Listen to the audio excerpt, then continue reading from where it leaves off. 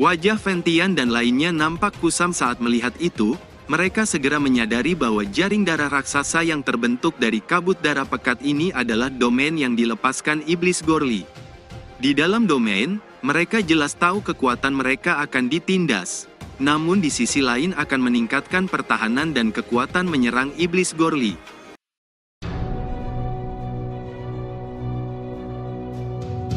Ini adalah domain, gumam Ventian sedikit mengernyit. Semuanya berhati-hatilah.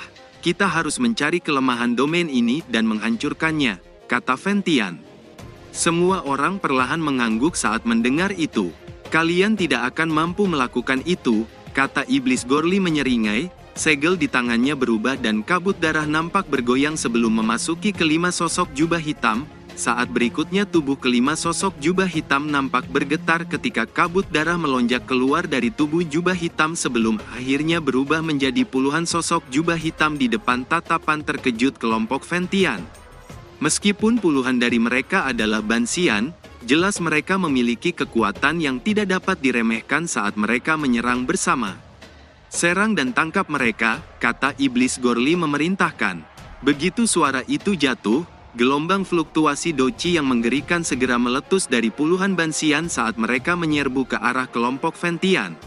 10 jubah hitam dengan cepat muncul di hadapan Ventian dengan tinjunya yang akan menghantam tubuh Ventian. Melihat itu Ventian sedikit mengernyit, dengan lambaian tangannya banyak pedang melesat dari segala arah dan meluncur ke arah 10 jubah hitam. 7 di antaranya tidak dapat terus menghindar dan ditebas oleh pedang hingga bagian tubuhnya terbelah. Namun kabut darah sekitarnya segera membungkus sosok jubah hitam yang terbelah dan memulihkan tubuh mereka di depan tatapan Ventian yang terkejut. Zulao melambaikan tangannya dan pedang petir segera menebas 3 sosok di depannya. Namun sebelum pedang petir bisa menebas, 4 rantai hitam besar tiba-tiba muncul dan melilit pedang petir hingga hancur. Di saat yang sama 3 jubah hitam sekejap muncul di depan Zulao dan berputar mengelilinginya hingga membentuk pusaran tornado. Mata Zulao sedikit menyipit saat melihat itu, matanya menyapu pusaran tornado dan terkejut saat melihat banyak jaring hitam yang meluncur ke arahnya. Segel di tangannya dengan cepat berubah dan petir melonjak di sekitarnya akhirnya berubah menjadi lonceng petir yang menutupi tubuhnya tepat ketika banyak jaring hitam tiba dan menghantam lonceng petir. Sementara itu beberapa sosok jubah hitam melambaikan tangannya dan banyak panah hitam keluar dari celah spasial dan meluncur ke arah Muxuzi. Melihat itu Muxuzi melambaikan tangannya dan ruang bergetar ketika angin kencang muncul sebelum berubah menjadi 3 bola angin perisai yang dengan cepat berputar mengelilingi tubuhnya. Serangan apapun yang mendekatinya akan dihancurkan oleh 3 bola angin yang berputar dengan cepat. Sementara itu suara keras terdengar ketika ekor piton besar yang diciptakan oleh Luya menghantam kelima jubah hitam hingga hancur. Namun kabut darah sekitarnya terus memulihkan tubuh jubah hitam yang hancur.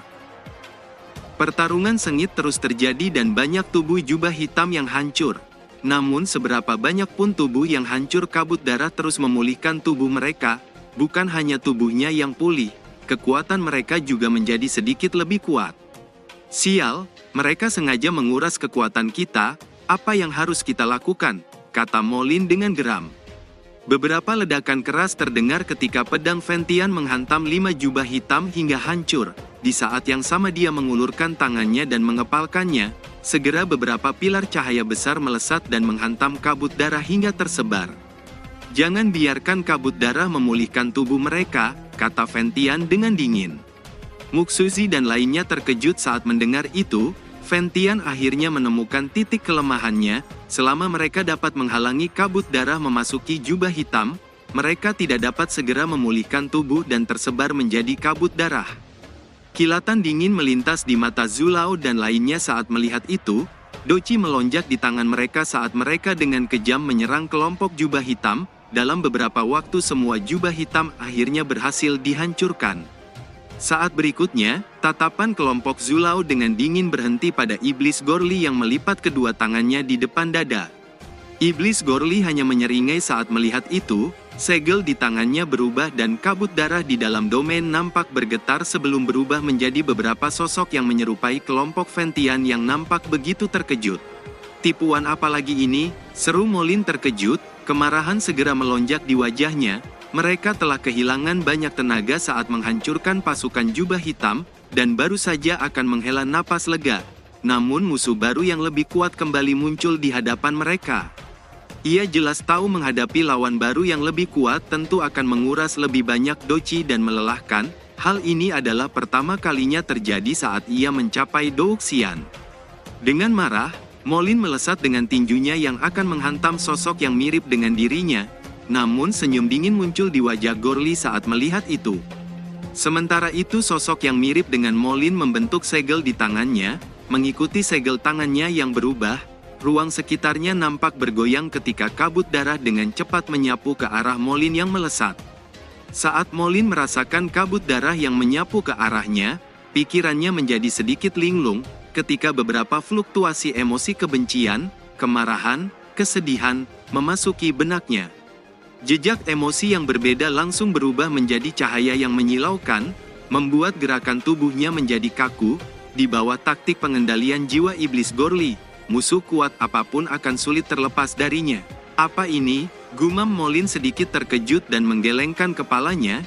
Jejak emosi itu begitu kuat menarik pikirannya hingga ia kesulitan melihat datangnya serangan musuh. Namun ia masih bisa merasakan angin kencang yang meluncur ke arahnya. Dengan cepat ia memusatkan pikirannya dan secara semar melihat tangan besar sosok Molin akan menghantamnya. Doci melonjak di tubuhnya dan ruang bergetar ketika satu boneka muncul dan tinjunya menghantam tangan besar sosok Molin hingga hancur. Di saat yang sama, Molin dengan cepat terbang mundur ke belakang. Sementara itu sosok Muxuzi dengan cepat melesat dan sekejap muncul tak jauh di depan Muxuzi dan mengayunkan tangannya. Segera ruang bergetar ketika kabut darah bergolak akhirnya berubah menjadi pusaran tornado hitam yang meluncur ke arah Muxuzi. Mata Muxuzi dengan dingin menatap pusaran tornado. Dia tidak akan lagi menunjukkan belas kasihan setelah mengalami pertarungan melelahkan sebelumnya. Sementara pikiran itu melintas pusaran tornado hitam melaju dengan kencang ke arahnya. Muxuzi tersenyum dingin saat melihat itu. Saya akan menunjukkan perbedaan seperti apa yang dapat ditimbulkan oleh kedua pusaran di antara kita, kata Muxuzi dengan dingin. Dia mengayunkan tangannya dan suara mendesing muncul ketika sebuah pusaran tornado muncul dan berubah menjadi cakram tornado yang meluncur ke arah pusaran tornado hitam. Namun sebelum cakram tornado bisa menghantam tornado hitam, kabut darah dengan cepat menyapu ke arah Muxuzi.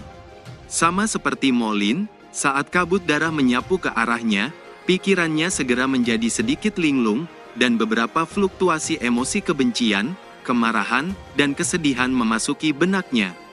Jejak emosi yang berbeda langsung berubah menjadi cahaya yang menyilaukan, membuat gerakan tubuhnya menjadi kaku. Kejutan melonjak di hatinya. Apa ini? Pikir Muxuzi sedikit mengernyit dan mengelengkan kepalanya.